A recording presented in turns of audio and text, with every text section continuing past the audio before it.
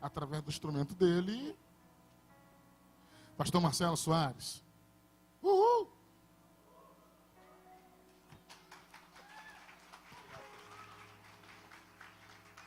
Glória a Deus. Boa noite, queridos. Graça e paz. A paz do Senhor Jesus. Que bom que você veio. Deixa eu só reforçar um aviso aqui acerca do evangelismo. Os cobertores ainda, né? Além daquilo que está faltando para o café da manhã, queridos, também a gente está se propondo a doar um cobertor. E aí foi feita uma pesquisa de mercado aí, cada cobertor custa R$15, numa média, né?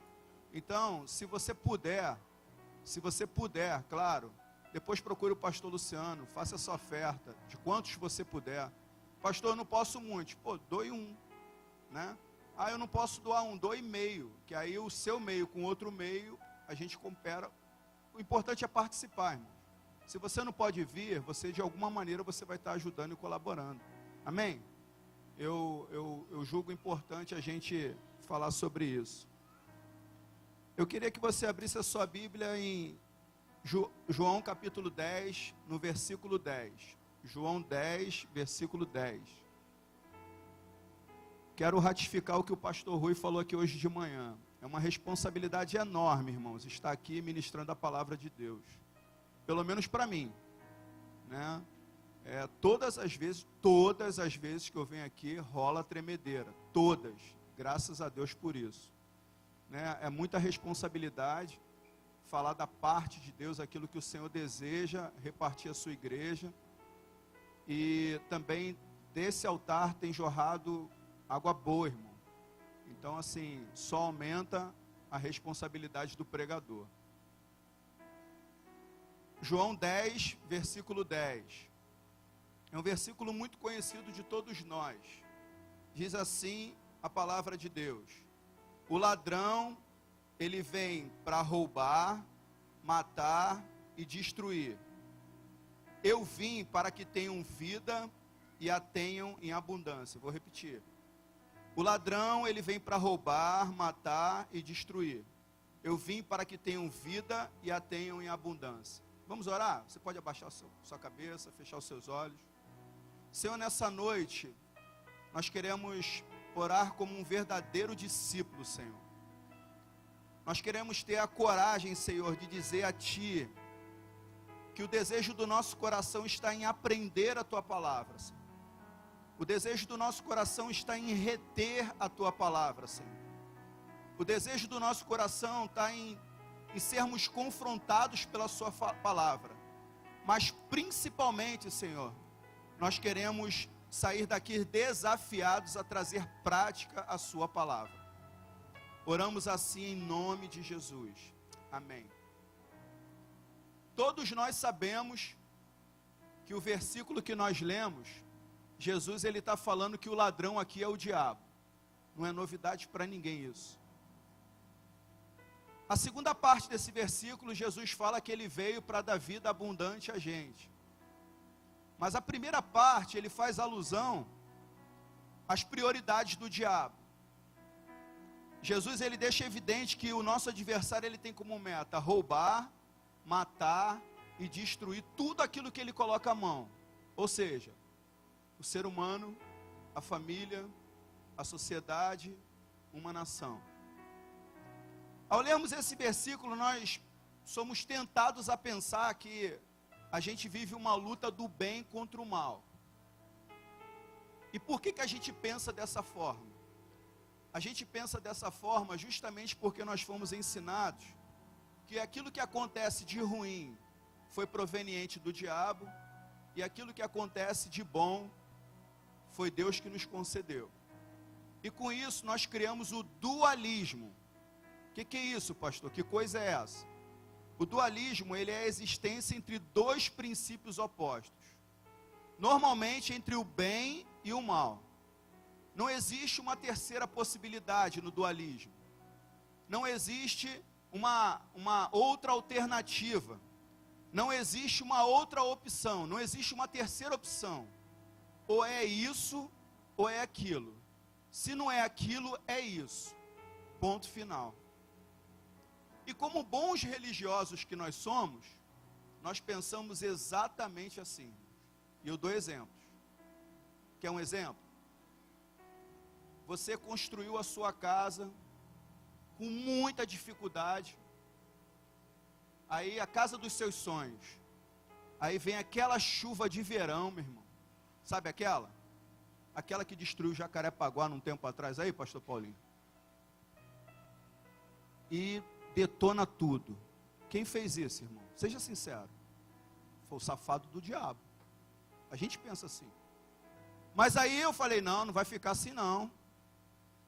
Eu vou trabalhar muito, trabalhei pra caramba, me reergui, construí tudo de novo. Quem fez isso?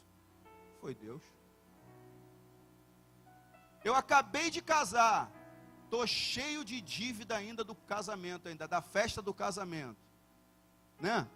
A gente comemora aniversário de casamento, mas a dívida da festa não acaba, irmão.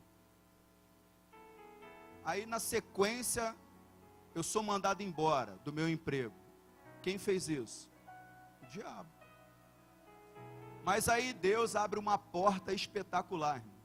Aquele emprego dos sonhos, aonde além de você ganhar muito bem, você vai viajar o mundo inteiro pela sua empresa com tudo pago, ainda com direito a levar a esposa como acompanhante. Olha aí, esposa, recebe aí, irmã. Fala, recebe aí, pastora. Quem fez isso? Foi Deus, claro, né? Quer ver mais dualismo presente na nossa vida? Quantos aqui, eu acredito, aqueles com mais de 40 anos, quem tem menos não passou por isso não. Quantos aqui, antes de dormir, eram ninados ao som de boi da cara preta? Irmãos, isso é dualismo. Eu descobri. A primeira vez que eu vi um boi da cara preta, ao vivo e a cores, eu falei, a culpa é dele, cara. A gente dormia de medo, não é verdade, irmão? Graças a Deus, naquela época, pelo menos, eu nunca tive. Não tinha insônia, irmão. Porque coitado da criança, dormia ao som de boi da cara preta. Meu. Quer outro? Eu até anotei aqui, ó. Outro dualismo. Nana neném que a cuca vai pegar, meu irmão. Meu irmão, se papai foi à roça e a mamãe foi trabalhar, quem estava cantando essa música? Não era a vovó, meu. Porque vovó é mãe com açúcar, não é verdade? Vó é mãe com Nutella, meu. E a gente foi criando esse dualismo. A gente foi criando essas coisas de que aquilo que é bom veio de Deus e aquilo que é ruim veio do diabo, veio do inimigo. E nem sempre é assim, irmãos. Porque toda vez que a gente passa por um momento ruim, um momento de infelicidade, se nós atribuirmos a culpa ao diabo, nós nos isentamos totalmente. Nós falamos que nós não temos parte nisso. Isso não tem a ver comigo. Isso é mentira, irmãos. É aí que mora o perigo. E nós cristãos, fala a verdade, vê se acontece só comigo isso.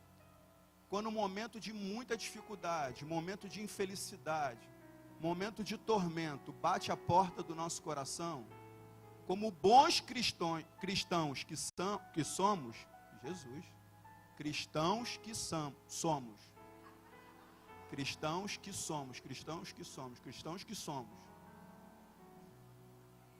quase que eu fui batizado de novo aqui. Como bons cristãos que somos, a gente corre para dentro da igreja, irmão, num momento como esse. A gente participa de todas as campanhas que a gente toma conhecimento. A gente sobe todos os montes do Rio de Janeiro, sim ou não? A gente faz jejuns intermináveis. Porque a gente sabe, a gente ora tanto, irmão. A gente ora tanto, mas tanto nesse tempo de momento de dificuldade, que as pessoas na rua só faltam chamar a gente de Jeová Júnior. Falar, rapaz, aquele cara ali está parecidão com Jeová mesmo. Mas isso só acontece porque nós criamos na nossa mente essa questão do dualismo. Mas quando tudo volta ao normal, irmão, fala a verdade. Estou sem tempo, pastor. Agora não, já fui de manhã à igreja.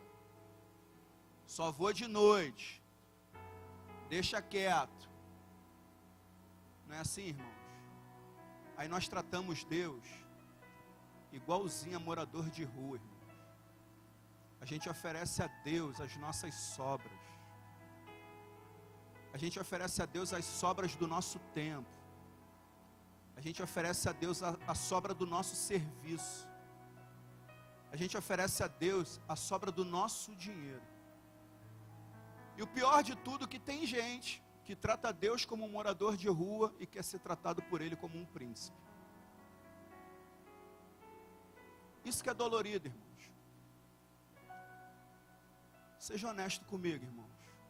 Será que só o diabo tem culpa dos nossos problemas? Claro que não, irmãos. Todos nós sabemos disso que não.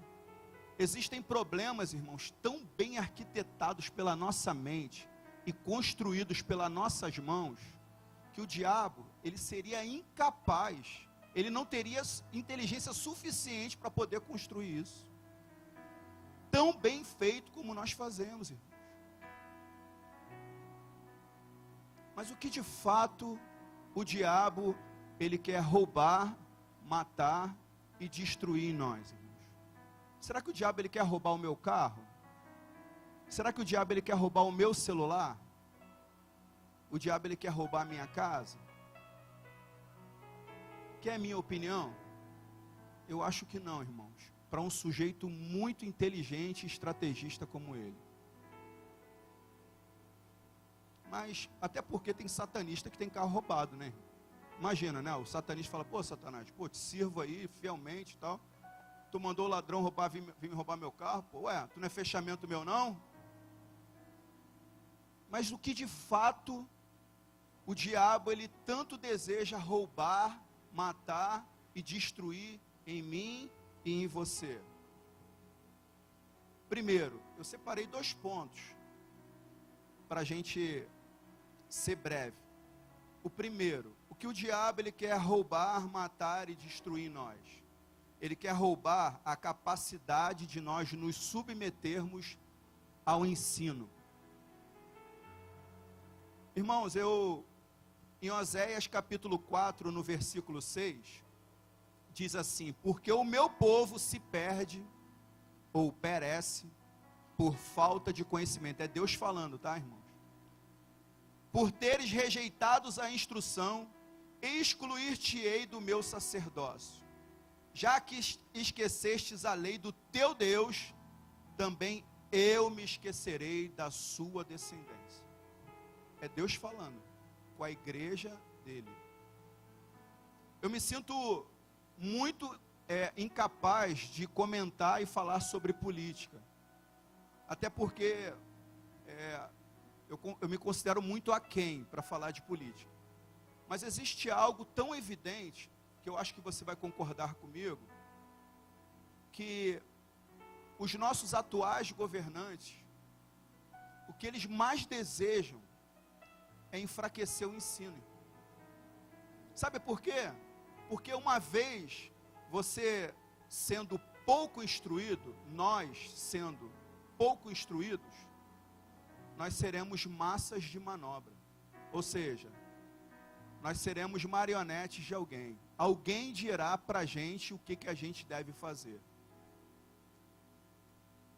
Uma vez a gente pouco instruído,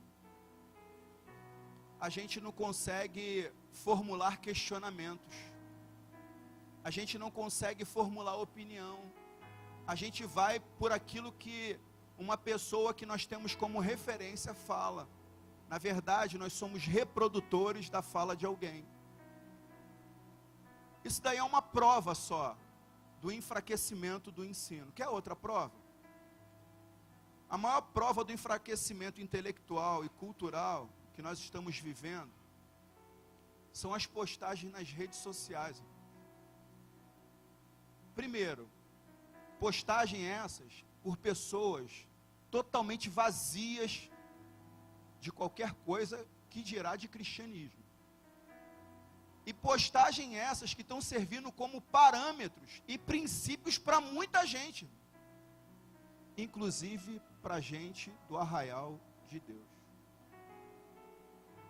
Isso tudo oriundo do enfraquecimento do ensino. Estamos nos contentando com informações rasas, gente. A gente não quer mais se aprofundar nas coisas. A gente está satisfeito com aquilo que a gente não conhece o fundamento. Vira e mexe, eu me pego repassando alguma coisa que me passaram, que eu achei interessante, que aí eu não busco o fundamento. Daqui a pouco alguém fala assim, não, cara, isso daí é de 2014. Já aconteceu isso contigo? Vira e mexe, acontece comigo. Porque a gente não está mais preocupado em buscar fundamentos, irmãos. Isso tudo porque, de uma maneira inconsciente, o nosso ensino está sendo enfraquecido. A sociedade está tentando mostrar para a gente não precisa se aprofundar mais nas coisas. Irmãos, é vergonhoso a quantidade de concursos abertos, concursos públicos abertos que não preenchem as vagas, porque os candidatos não alcançam médias.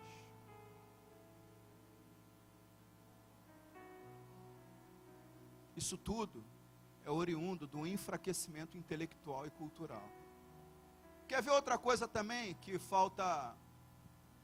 tem enfraquecido o ensino? São as novelas e alguns programas de televisão. Eu não tenho nada contra a novela, tá, irmão? Mas algumas novelas e alguns programas de televisão estão ensinando os nossos filhos como eles devem se comportar diante de determinada situação ou determinado diante de alguma circunstância. Sabe por quê, irmãos? Porque nós, pais, estamos muito ocupados com os nossos afazeres. E convenhamos, irmãos, ensinar dá muito trabalho. Ensinar no caminho dá muito trabalho. Ensinar no caminho fala da questão da referência. Fala a questão do exemplo que nós precisamos ser. E nós estamos atribuindo isso à igreja, à escola, à empregada. A gente, de uma maneira muito inconsciente, a gente está deixando esse papel e delegando esse papel para alguém. E o pior de todos, que eu acho, que tem enfraquecido o ensino, é que as pessoas estão vindo para as igrejas evangélicas com a mentalidade católico-romana. Como assim, pastor? As pessoas estão vindo para a igreja e atribuindo única e exclusivamente ao sacerdote, aquele que faz uso da palavra, a responsabilidade de buscar a Deus. Irmãos, isso é muito sério. Isso é muito sério, irmãos. Muito sério mesmo. E sabe qual é a minha parte nisso? Vim para o culto, ouvir a palavra, concordar ou não com aquilo que está sendo dito, e pensar se vale a pena voltar na semana que vem. Porque nós estamos muito ocupados e nós não somos mais dados ao ensino. Eu não quero constranger ninguém, tá? Mas sabe qual é a maior prova de tudo isso? Nós não frequentamos mais escola dominical, irmão. Falei que eu não quero constranger ninguém. A gente diz que escola dominical é para novo convertido. Porque o nosso nível agora está aqui, ó, é outro. E com isso, irmãos, o ensino está cada dia sendo mais enfraquecido no nosso arraial. O que o diabo quer roubar, matar e destruir em nós? A possibilidade de nós nos submetermos ao aprendizado. Irmãos, isso é tão sério, tão sério. Eu estava montando essa palavra e eu fui fazer algumas pesquisas. Eu descobri que alguns países da Europa que tinham, né, as suas raízes predominantemente cristãs,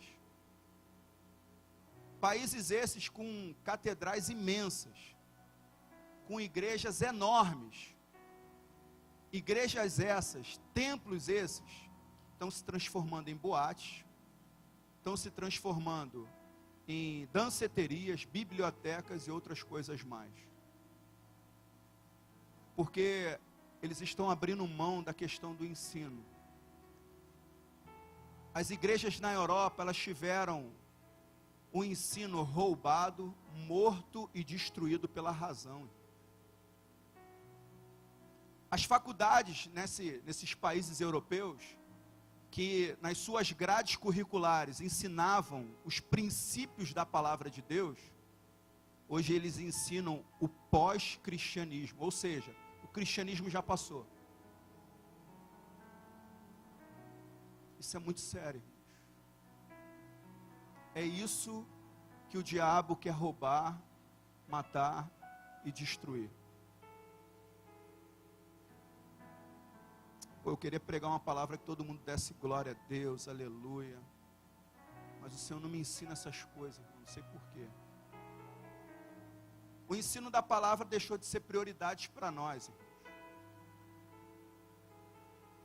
Infelizmente, o racionalismo, ele tem perdido, aliás, ele tem aniquilado o conhecimento acerca de Deus. E a gente está deixando isso escoar nos nossos dedos. Tudo isso porque a igreja está abrindo mão do ensino da palavra de Deus. O que o diabo ele quer roubar, matar e destruir em nós? A capacidade de você seguir e prosseguir em conhecer ao Senhor. O que o diabo ele quer roubar, matar e destruir em nós? A capacidade de você conhecer a verdade, a fim de que essa verdade nos liberte. O que o diabo ele quer matar, roubar e destruir em nós? O desejo em conhecer as Escrituras e o poder de Deus. O que o diabo ele quer matar, roubar e destruir em nós? A certeza de que a graça dele nos basta, porque o seu poder se aperfeiçoa na nossa fraqueza. O diabo ele quer roubar isso de nós. Esse prazer de você mergulhar nas Escrituras. O prazer de nós aprendermos acerca do Deus Todo-Poderoso. Aprender acerca de um Deus que ele diz no Salmo 23, que se ele for o nosso Senhor e pastor, tudo basta. Ele será suficiente para nós. Irmãos, isso é muito sério. Muito sério mesmo. E o que mais que o diabo quer roubar, matar e destruir em nós? Primeiro, ele quer roubar a possibilidade de nós sermos adeptos ao ensino. Segundo lugar, ele quer roubar a capacidade de nós assumirmos posicionamento. O que o diabo ele quer roubar, matar e destruir em nós? A possibilidade de você se posicionar em Deus. Você fala assim: Senhor, eu entendi o meu propósito aqui na terra. Então, a partir disso, eu vou me posicionar para que a obra de Deus seja realizada através da minha vida. Irmãos, pensa comigo. 12 homens, após a ascensão de Jesus aos céus, eles saem mundo afora, sem avião, sem televisão, sem internet, sem dinheiro, sem curso de teologia, sem microfone, sem púlpito. E esses homens fazem com que o evangelho chegasse até mim, até você. O que esses homens tinham de tão especial? A resposta é simples, irmãos. Esses homens, eles decidiram se posicionar.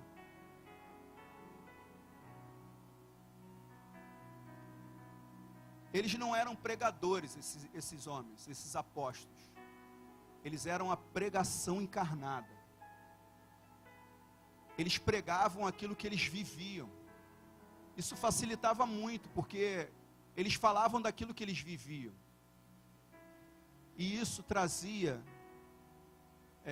transformação por onde aqueles homens passavam, irmãos. Por onde aqueles homens passavam, tudo era transformado. Sabe o que é tudo? Tudo. O ser humano, a família, as escolas, a política, a educação, tudo, irmãos, era transformado. O evangelho de transformação era anunciado com muita autoridade por aqueles homens. Por quê? Porque aqueles homens decidiram se posicionar em favor da propagação do evangelho. Tudo era mudado, irmãos, e eles faziam exatamente aquilo que Jesus havia deixado como legado. Lembra do encontro de Jesus com a mulher samaritana, no finalzinho ali da passagem? Renan, é possível botar João 4, a partir do versículo 39. Olha só, irmão, que lindo. Você conhece o encontro de Jesus com a mulher samaritana? Jesus, ele vai ali beber uma água, que ele está com sede. É meio-dia, era uma hora que não era muito comum mulher pegar água para poder fazer os seus afazeres ali e tal. E aí Jesus pede água para ela fala, pô, como é que você sendo judeu, você me pedir água? E tal, eles têm aquela conversa e tal, chega no versículo 39. Aí Jesus, ele, primeiro, perdão filho, 35, acho que 35 ou 36, 35. Aí Jesus, ele vai, tem aquela conversinha, né, e tal, aí ele fala assim, vocês dizem que daqui a 4 meses haverá colheita, mas eu lhes digo, abram os olhos e vejam os campos, eles estão maduros para a colheita. Vai. Aquele que colhe já recebe o seu salário e colhe fruto para a vida eterna, de forma que se alegram juntos o que semeiam e o que colhem. Assim é verdadeiro ditado, um semeia e o outro colhe. Eu vos enviei para colherem o que vocês não cultivaram. Outros realizaram o trabalho árduo e vocês vieram e usufruíram do trabalho deles. 39 agora. Muitos samaritanos, aqui que está o segredo, ó. Muitos samaritanos daquela cidade creram nele por causa do seguinte testemunho daquela mulher. Ele me disse tudo o que eu tenho feito. Às vezes a gente acha que para a gente poder sair para pregar o evangelho, a gente precisa de, sabe, aqueles protocolos todos, né? Olha só o que a mulher falou para eles. Ela saiu correndo, Jesus foi e falou para ela, ela identificou em Jesus o Messias, aí ela correu na cidade. Ela falou, gente, venham, por favor. Vocês precisam conhecer a pessoa que eu tive o contato. Ele me disse tudo o que eu tenho feito. Aquele montão de marido que ela tinha, né? A gente sabe dessa passagem. Aí muitos creram porque ela só falou isso. Mais à frente. Assim, quando se aproximaram dele, de Jesus, os samaritanos insistiram em que ficassem com eles. E ele ficou 2 dias. E por causa da sua palavra, muitos outros creram. Ou seja, Jesus causou uma revolução na cidade de Sicá, que era um povoado de Samaria. Por que Jesus, irmãos, consegue fazer tudo isso? E os apóstolos dando sequência a esse trabalho de propagação do evangelho? E nós, brasileiros, somos mais de 60 milhões de evangélicos. Mais de 60 milhões de evangélicos. Eu sou muito dado a pesquisas, eu gosto de pesquisar. Eu descobri que o Brasil, ele encabeça as maiores listas de todas as estatísticas piores do mundo. Quer um exemplo? O Brasil, ele é o 8º país onde ocorre mais suicídio no mundo. O Brasil, ele é a 4ª maior população carcerária do mundo. Se somos mais de 60 milhões de cristãos na nossa nação, isso me diz que alguma coisa está errada, irmãos. Está faltando alguma coisa em nós que sobrava naqueles apóstolos. Estou falando de mim, tá, irmãos? Essa palavra primeiro, ela passou por mim e doeu muito. Não estou aqui jogando pedra na vidraça de ninguém. Eu não tenho esse direito. E a gente está esperando aí que o Temer caia, mas a gente não quer que o Maia assuma. Mas a gente também quer derrubar logo o Lula agora, para ele poder não se candidatar no que vem. Quando a solução, irmãos, está no nosso posicionamento. A solução do nosso país está no nosso posicionamento. A hora que a igreja se posicionar, irmãos, tudo vai ser diferente. Tudo vai ser diferente. Eu viajei agora com a família para Gramado. Quem já foi para Gramado aqui sabe do que eu vou dizer. Gramado, para mim, foi a resposta de que o Brasil tem jeito. Quem conhece sabe do que eu estou falando. Não tem um pedinte na rua. Não tem um papel no chão. E aí eu sou muito curioso. Eu não me contento só em olhar as coisas bonitinhas e tal. Aí num dado dia lá eu perguntei assim para um garçom. Eu falei assim: amigão, eu vi que tem um hospital aqui e tal, né? Mas eu não vi aquele tumulto, né? Na questão de emergência e tal. Aí ele falou assim: não, aqui não tem emergência. Como não? Aí ele foi, me deu um bandão, né? Ele falou assim: não, porque só existe emergência onde não há prevenção. Foi mal.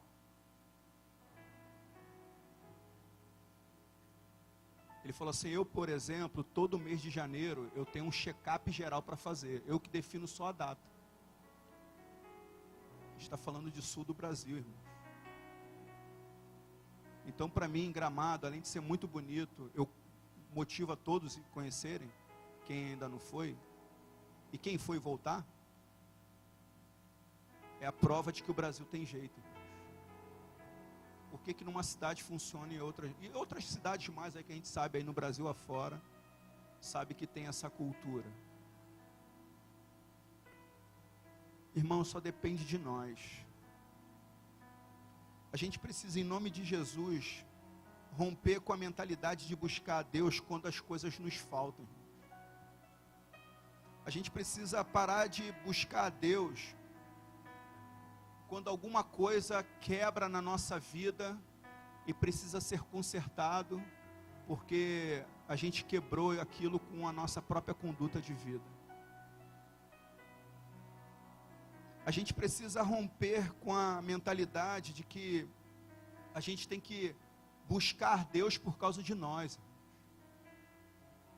Deus, Ele conhece quando a nossa oração é extravagante. E por que ela é extravagante? Talvez a nossa adoração ela seja extravagante, talvez porque a gente recebeu um aviso prévio. Aí, como eu falei aqui no início, a gente fica crente pra caramba numa hora como essa. Deus, Ele sabe quando a nossa adoração ela é extravagante, quando a gente recebe um diagnóstico de uma doença muito grave. A gente fica crente, gente.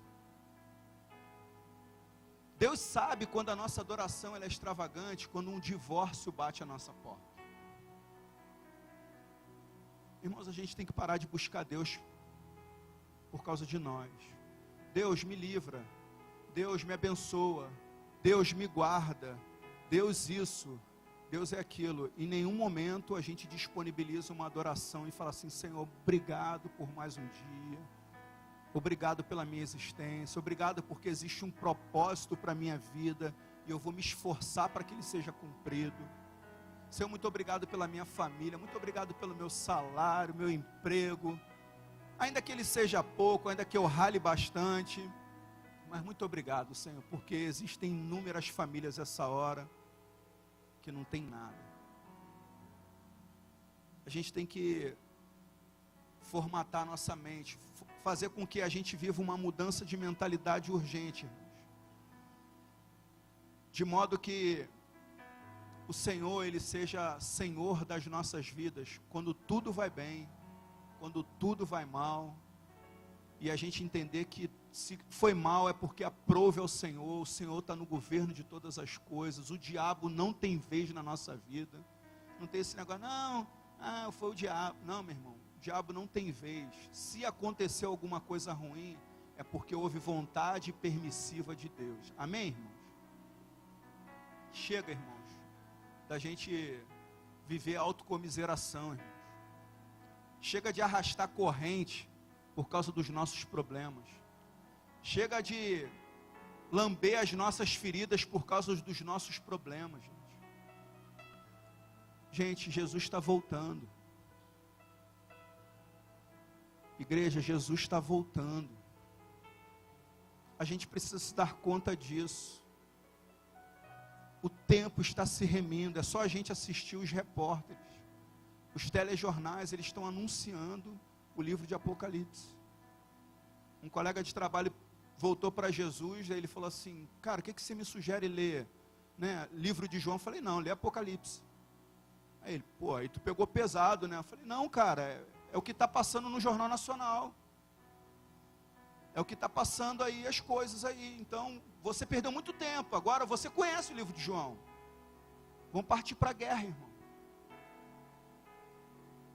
Irmãos, é tempo da gente se posicionar. É tempo da gente buscar conhecer Deus na sua essência.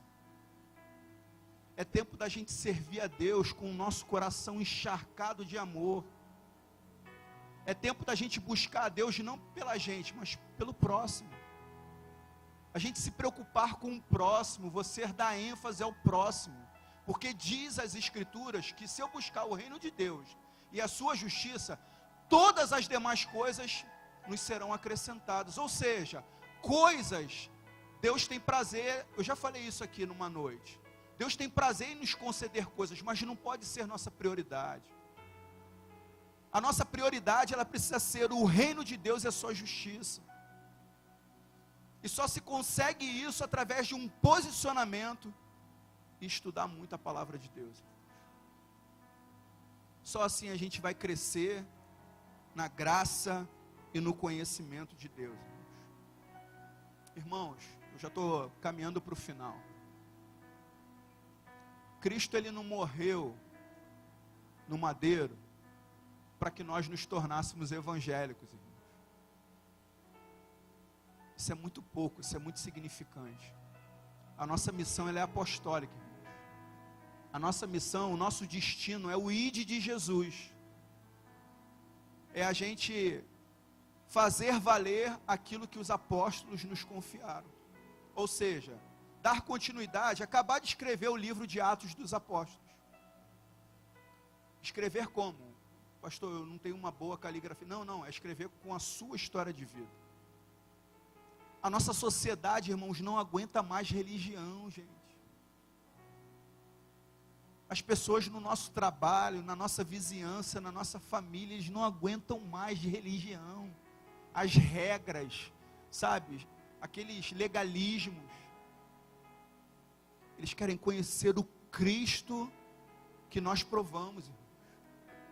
E como é que eles vão fazer isso? Lendo a Bíblia,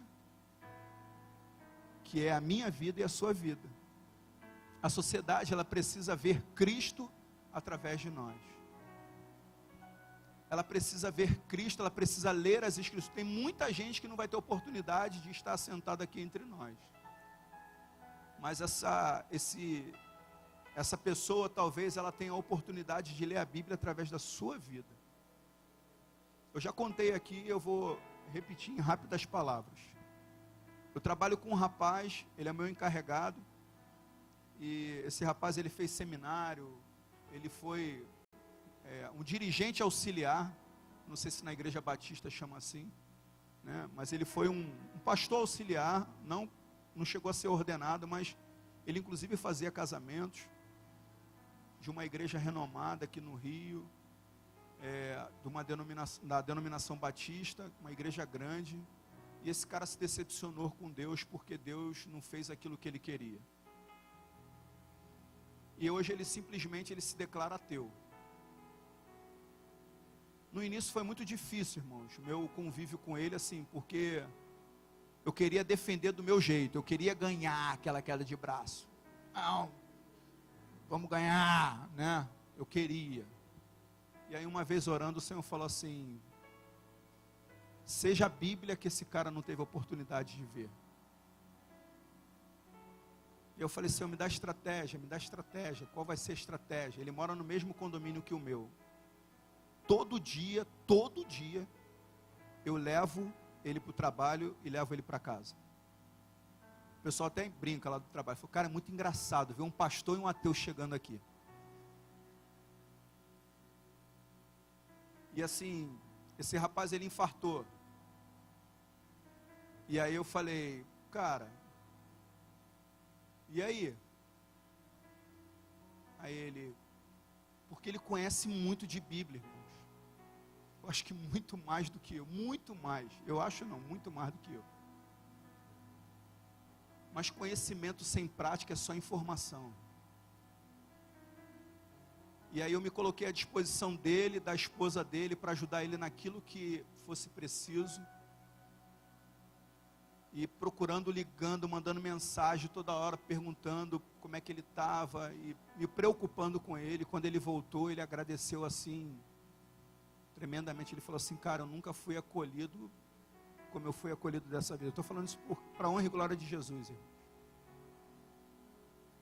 Ele ainda não voltou para Jesus, não. Mas assim, o meu papel de amar, caminhar a segunda milha, de comer sal com ele, todos os dias eu não abro mão.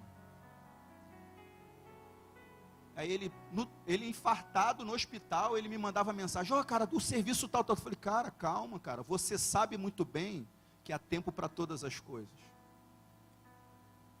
Ele, verdade. E aí aos poucos ele tem falado para mim as experiências ruins que ele viveu na igreja. Porque ele simplesmente passou na igreja. Ele chegou, como ele era um cara muito ativo, jogaram um montão de coisa para ele fazer. E ele fez, com muita excelência. Mas ele deixou de ser. A falta de conhecimento de Deus e a falta de posicionamento é o que o diabo tem mais roubado, matado e destruído da igreja nos dias de hoje. Irmão, com todo respeito que eu vou dizer aqui, por favor, não se ofenda, e com perdão da palavra, o diabo está se lixando para o seu carro. O diabo está se lixando para a sua casa. O diabo está se lixando para o seu iPhone 7. Porque ele descobriu em mim e em você algo muito mais precioso, que eu e você talvez nós não temos conhecimento, ou não nos damos conta. Conhecimento nós temos. Que ele quer roubar, matar e destruir. Ele quer roubar, matar e destruir a possibilidade de nós vivermos vida eterna. Ele quer roubar, matar e destruir em mim e você aquilo que o Deus Todo-Poderoso plantou, o Espírito Santo de Deus. Irmão, quando nós morrermos, não é novidade para todos nós aqui vamos morrer, amém? Eu acho, né? Se Jesus não voltar, a gente, né? Eu queria tanto fazer parte dessa geração, ia ser legal. Mas todos nós vamos morrer. E quando a gente morrer, o nosso corpo, ele vai voltar da onde ele veio, do pó. Não é verdade? E o que o diabo ele quer roubar?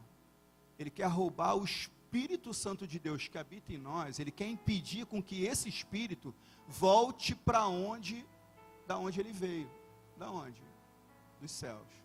Então ele está fazendo de tudo, ele está articulando, ele está manobrando, ele está fazendo, acontecendo, para que a gente perca de vista a alegria da salvação, o prazer na comunhão, o prazer nas escrituras, o encorajamento de se posicionar, falar assim, eu não sei como vai ser, mas a partir de hoje, o negócio vai ser diferente. Eu vou chamar para mim, eu vou ser o camisa 10, né, do time, falar assim, joga em mim que eu vou chamar a responsabilidade para mim. Irmãos, é disso que o nosso país precisa. Irmão, sabe quando uma igreja ela morre? Não é quando ela para de se reunir. Uma igreja ela morre quando ela para de influenciar. quando ela para de influenciar, ela perde completamente de vista a sua missão. Então, em nome de Jesus, vamos viver a segunda parte do versículo, onde Jesus ele diz que ele tem abundância de vida para a gente. Ele não tem abundância de coisas, ele tem abundância de vida. Volto a dizer, as coisas nos serão acrescentadas na medida que nós precisarmos. O Senhor sabe de todas as coisas. Ele cuida dos pássaros que não trabalham, não fiam. Ele tem um cuidado, todo dia tem alimento lá para os passarinhos lá que fica lá na tua janela lá. Todo dia. Ele não sabe da tua necessidade. Você que é um servo fiel, você que é temente, você que tem prazer na comunhão dos santos, você que tem prazer na lei do Senhor, será que o Senhor não vai cuidar de nós, irmãos? Claro que vai. Irmãos, vamos, em nome de Jesus, romper com essa mentalidade de que Deus só serve para nos dar coisas. A igreja precisa amadurecer nesse ponto, irmãos. Eu posso falar uma coisa assim, com toda a modéstia, não é porque eu estou aqui em cima não, irmãos. Irmãos, tem brotado palavras tremendas desse púlpito. Não só pelos pastores visitantes não, irmãos. Pastores pratas da casa. Mas o que a gente tem feito com isso, gente? Porque a reunião dos santos não é simplesmente para a gente ficar obeso de informações. É para a gente poder repartir as pessoas com quem você encontrar hoje ainda aí no ponto, no seu condomínio, amanhã no seu trabalho, na sua faculdade, na sua escola, na sua vizinhança, na sua família. Isso faz parte da missão apostólica que nós temos. O diabo ele quer roubar, matar e destruir em nós a capacidade de nós buscarmos em Deus o amigo que ele nos promete ser. João 15,15 diz assim: já não vos chamo servos, Jesus falando, porque o servo não sabe o que o seu Senhor faz, mas chamei-vos amigos, porque tudo o que ouvi do meu Pai, eu vos dei a conhecer. Jesus ele soube de Deus que o diabo ele veio para matar, roubar e destruir, tá? Aí Jesus foi e falou para a gente: igreja do Deus vivo, o diabo ele veio para roubar, matar e destruir. Ou seja, é isso que Jesus está falando. Ele não reteve a informação para ele. Ele quis repartir conosco, a fim de que a gente, com essas informações, nós fôssemos pessoas que realmente influenciasse a nossa sociedade. É tempo de, irmãos, de nós nos posicionarmos. Fazendo alusão àquela música muito tradicional, né? Os sinais da sua vinda mais se mostram cada vez. Irmão. É tempo da gente fazer do nosso quarto, irmãos, um altar de adoração, não mais um dormitório. É tempo de nós vivermos a Bíblia de uma maneira tão prática, tão prática, tão prática, que as pessoas confundam a nossa identidade. É tempo da gente influenciar as pessoas, as famílias, o nosso bairro, a nossa cidade, através do amor de Deus. Do amor de Deus.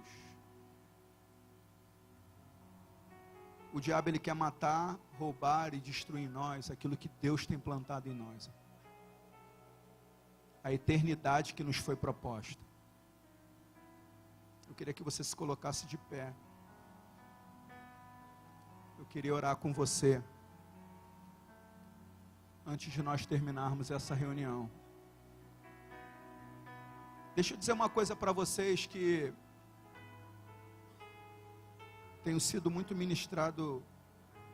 Essa palavra Deus gerou no meu coração uma semana depois do retiro, o último retiro jovem, há 3 semanas atrás. Sabe aquela semana de crise que acho que todo mundo vive, né? Quando você recebe alguma coisa muito poderosa da parte de Deus, vem aquela semana de questionamentos, dúvidas. O diabo bota a mão à pilha, né? Não, ó, pô, tal, não sei o quê. E aí eu fiquei perguntando para Deus, Senhor, porque o que a gente viveu naquele retiro, irmãos, assim, diante de Deus, eu falo isso diante de Deus, quem estava lá sabe do que eu vou falar. Foi algo muito poderoso, irmãos. Foi algo muito tremendo, assim, sabe? Foi algo muito grandioso da parte de Deus. As ministrações, as experiências compartilhadas por alguns jovens, foi algo assim muito enriquecedor para a minha vida, particularmente. E aí vieram os questionamentos. Cara, o que essa molecada vai fazer com isso que eles receberam? Será que eles vão guardar bem guardado? Será que eles vão conseguir colocar em prática tudo aquilo que nós recebemos? Porque diz a palavra de Deus que o diabo está aí ao nosso derredor, bramando como leão, tentando tragar alguns de nós. Para quê? Para roubar, matar e destruir. E hoje eu estava reunido com alguns irmãos ali pela manhã e eu falei assim, eu estou muito preocupado com esse pós-retiro, né? Aquilo que a gente pretende viver agora. Porque fazer retiro, irmãos, fazer a gente sabe fazer as coisas. Porque a gente sabe que a gente vai ter poder de Deus. A gente vai, ora, jejua um tempão, Deus vai lá e opera. É uma benção. O agir continua sendo do Senhor. Mas e o pós? O que a gente pretende fazer com isso? Porque a gente não pode, o que a gente não pode mais é ser uma igreja de meninos. Uma igreja que precisa sentir para poder caracterizar que Deus agiu ou não. Existem pessoas que sentem tanta coisa no culto, tanta coisa, sai ali na porta e você fala assim, vem cá, como é que foi o culto? O que foi pregado? Ele falou, cara, não sei não, mas olha só, o culto foi tremendo para mim. Irmãos, isso não vai trazer mudança para a nossa sociedade. Eu sou pentecostal, irmãos, assumido. Gosto do fogo, gosto. Mas não são essas coisas que vão mudar o mundo, irmãos. O que vai mudar o mundo é a gente ter caráter, ser uma pessoa de conduta, e ser um apaixonado pela palavra de Deus. Nessa noite eu queria orar com você, mas eu queria te fazer uma pergunta: o que o diabo tem roubado, o que ele tem matado, o que ele tem destruído em nós, ao ponto de nós não sermos capazes de sermos dados ao ensino, nós não sermos capazes de nos posicionar, nós não sermos capazes de viver mudanças e transformações diárias. Talvez tenha sido uma decepção com alguma pessoa da igreja, talvez seja, eu estou me sentindo fraco, pastor. Talvez seja um cansaço, porque é normal ter cansaço, tá, irmãos? Até porque Jesus falou assim, vinde a mim, todos vós, que ele está falando com a gente, está falando com a igreja. Ele está falando daquele cara que correu 20 quilômetros, que esse cara realmente está cansado. Ele está falando comigo e com você, porque a caminhada é cansativa, irmãos. Mas a gente precisa ser homem o suficiente para a gente poder assumir e falar assim, realmente, eu ando cansado, eu preciso de um renovo, eu acabei que eu me perdi no meio do caminho, acabou que eu estou vindo para a igreja de maneira automática, acabou que eu perdi essa questão do prazer nas coisas de Deus, realmente eu não sou mais dado ao ensino, eu não sou mais dado à busca pela palavra, encontro tempo para tanta coisa, menos para ler um capítulo da Bíblia por dia. O que o diabo tem roubado, matado e destruído em nós, ao ponto da gente não ser adeptos ao ensino, ao ponto de nós não nos posicionarmos em Deus. Eu queria que você fechasse os seus olhos, abaixasse a sua cabeça. Eu queria te encorajar, meu irmão. Se você é uma dessas pessoas, você vir aqui à frente. Não há mérito nenhum aqui em mim, irmãos. Mas toda vez que a gente vem aqui à frente, a gente está assumindo o nosso papel no reino de Deus, falando assim: Senhor, é importante que o Senhor cresça e que eu diminua. Eu reconheço a minha fragilidade, eu reconheço aonde eu me perdi, eu reconheço aonde eu fui paralisado. Porque essa é a maior estratégia do inferno, irmãos. Paralisar a igreja de Jesus. O diabo não quer que a gente pare de vir para a igreja. Não, isso não incomoda mais ele. Ele quer que a gente venha para cá e volte da mesma maneira que nós viemos. Ou seja, a gente não cumpre o papel de ser sal e luz. Porque o sal que não presta, diz a palavra de Deus o quê? Só serve para ser pisado. Então é tempo da gente salgar, trazer sabor à nossa sociedade. Eu queria te encorajar, você vir aqui à frente, para a gente orar junto, para a gente invocar a Deus juntos, de modo que você tenha o teu espírito renovado. Feche os teus olhos. Vamos orar? Pastora Suleni, por favor.